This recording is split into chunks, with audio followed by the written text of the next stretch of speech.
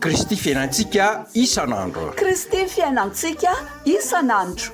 O Jesoa, izao avy mba ananany fiainana sady ananany be dia be. Jaonina 20 tapany by. Site web kristyfiainantsika.com.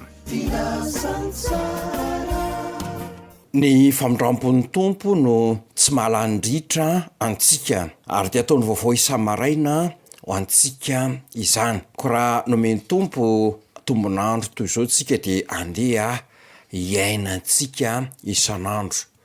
Kristy faly miarahaba anao, misaotra anao ny safidiny mbola anome fotoana kely iarahantsika mandray ny tenin'Andriamanitra. Hoy ny Kolosianina 3:5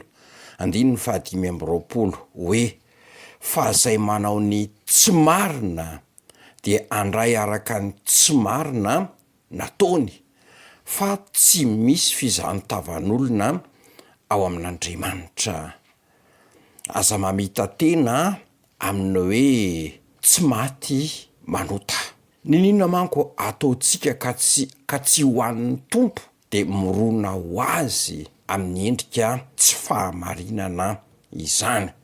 Zavatra tsy atao ho an'ny tompo, ny asa tsy atao ho an'ny tompo dia lasa asa kitotoa, asa zara favita, asa mifangarongaro amin'ny lainga sy ny hosoka, halatra, kolikoly, asa atao amin'ny fimonomononana, fietsaram-belatsia ary ny fanomezan-tsiny.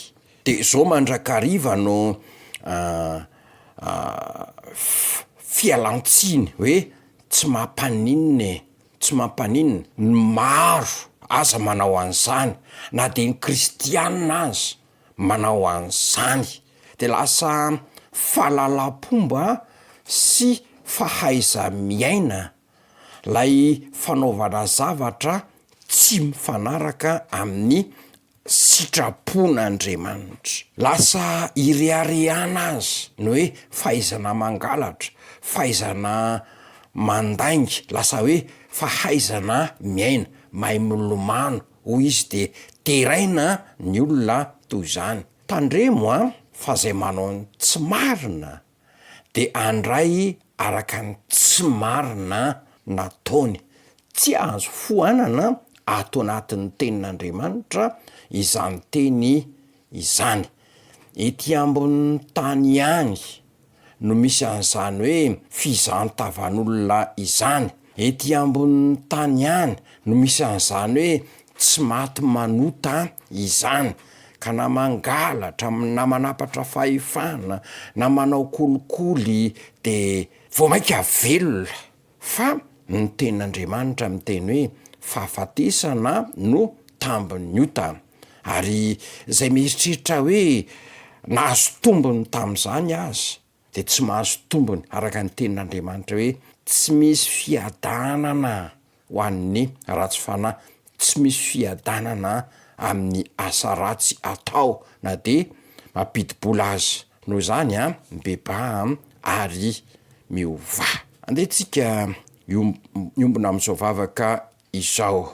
Ny fanahy masina ny anazava anay, anazava ny kristianina, anazava ny malagasy mba tsy hisy amita tena ka hanao hoe tsy maninona na dia asa ratsy aza no atao. Ianao fanahy masina hitondra ny kristianina ny malagasy amin'ny fibebahana ka mba ho matoky amin'ny asa ataonay izahay.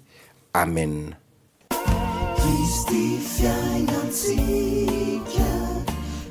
Kristy fiainantsika isan'andro. Kristy fiainantsika isan'andro.